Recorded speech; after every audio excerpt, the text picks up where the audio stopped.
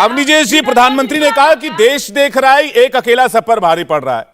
तो मोदी बनाम समूचा विपक्ष 2019 की लड़ाई एक बार फिर से रिपीट होने वाली इसी मामले को लेकर। सब पर भारी पड़ा है जी ठीक है, मानव जी मैं आ रहा हूं। हाँ विवेक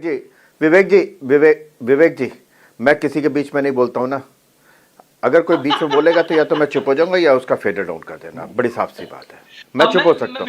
ये जो इसके बारे में भी एक बार प्रधानमंत्री ने ऐसी हंसी के बारे में भी प्रधानमंत्री ने एक बार बोला था, ऐसी हंसी के बारे में। विवेक जी, इनको आप चुप करेंगे या नहीं करेंगे? मानव जी ठीक है, सुन ये कैसे कैसे कहां से पकड़ के ले आते हैं?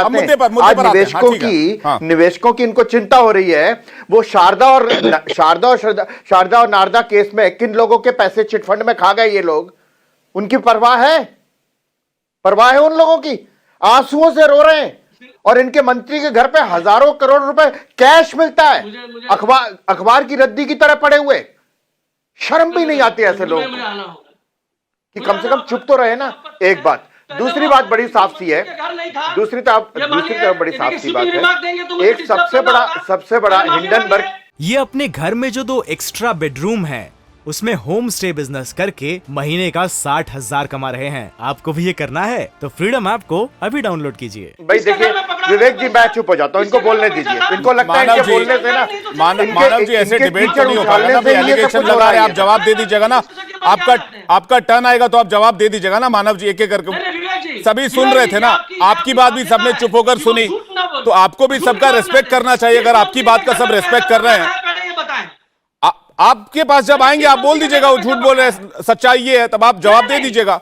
मैं ये कह रहा हूं कि जब एक मेहमान बोल रहा है तो बाकी सब उसकी रेस्पेक्ट करते हैं।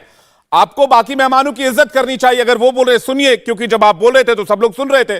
अवनीजेश जी नहीं, वो स्वीपिंग रिमार्क देते हैं, हम अनर्गल बातें नहीं करते, वो अनर्गल बयानबाजी करते हैं। विवेक जी, उनका काम ही यही है, बेरुपया बन के आना।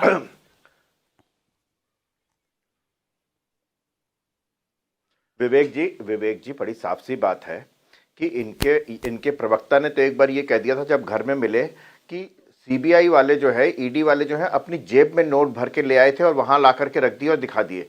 ये ऑफिशियल मैं आपको बता रहा हूं, ऑन एयर गया ये बयान। शायद हो सकता है यही हो या कोई और थे, मुझे मालूम नहीं है। लेकिन जो हजारों करोड़ रुपए ऐसे मिले उसके बारे में कहे जी सीबीआई वाले जेब में भर के लेके आए, तो उनकी बातों को क्या जवाब दूं?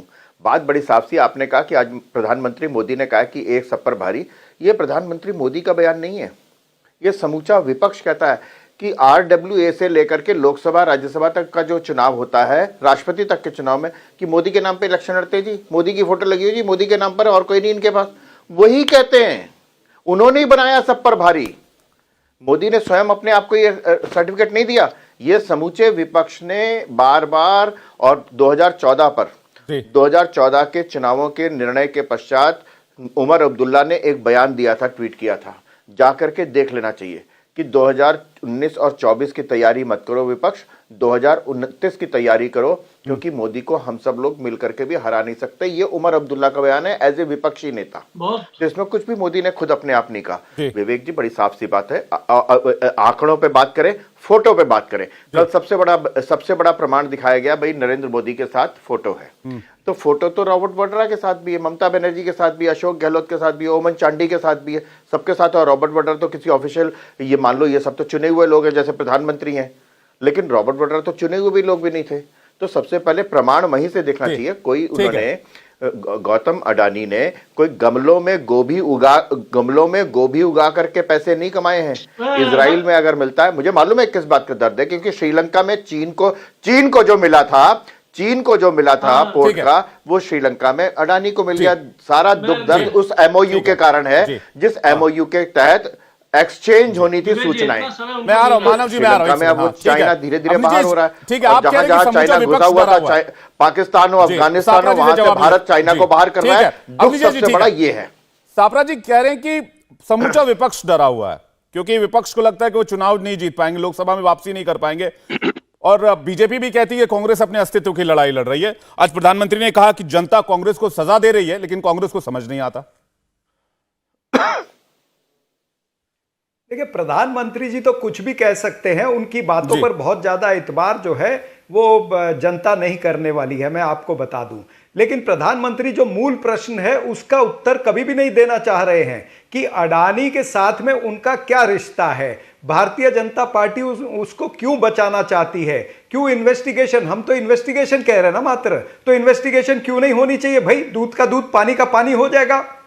अगर वो सच्चा है तो वो सच्चा निकल आएगा, हम झूठे निकल आएंगे।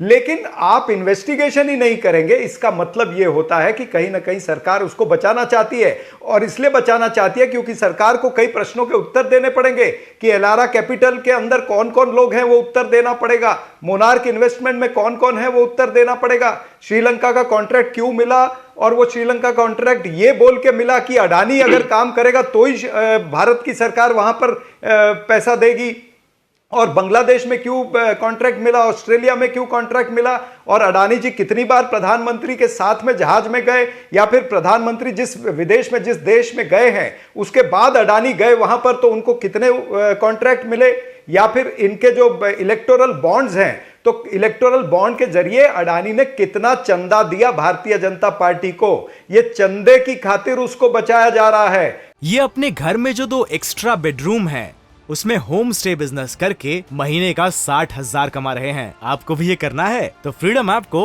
अभी डाउनलोड कीजिए। क्योंकि सबसे ज्यादा चंदा जो है वो चंदे की दुकान है, अडानी चंदे की दुकान है। और आपको बता दूं कि सेबी की जो कॉरपोरेट गवर्नेंस की बॉडी है उसमें भी अडानी के समधी हैं उनको प्रोटेक्ट करने के लिए।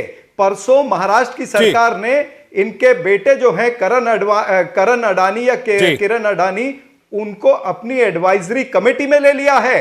धारावी का प्रोजेक्ट जो है वो अडानी के पास है, जहां पर 1 लाख स्लम के लोग रहते हैं, उसके रीडेवलपमेंट का। अगर कल को अडानी समूह कोई धोखाधड़ी करता है, अगर पैसे का नुकसान होता है तो ये 1 लाख जी ठीक है। सापरा जी, आपके आरोपों का जवाब में रुक जाएगा। जी, प्रेम शुक्ला जी से लूंगा, उसके बाद मानव जायसवाल में आ रहा हूं आपके पास, मुझे ब्रेक लेना होगा। लेकिन सापरा जी, ऐसे ही कुछ मुद्दे आपने राफेल को लेकर उठाए थे।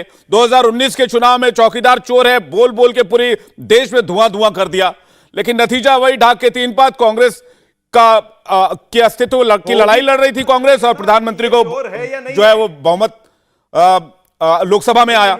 इंडिया टीवी हर वक्त हर जगह डाउनलोड करने के लिए सर्च करें India TV news Google play store या ऐप स्टोर पर।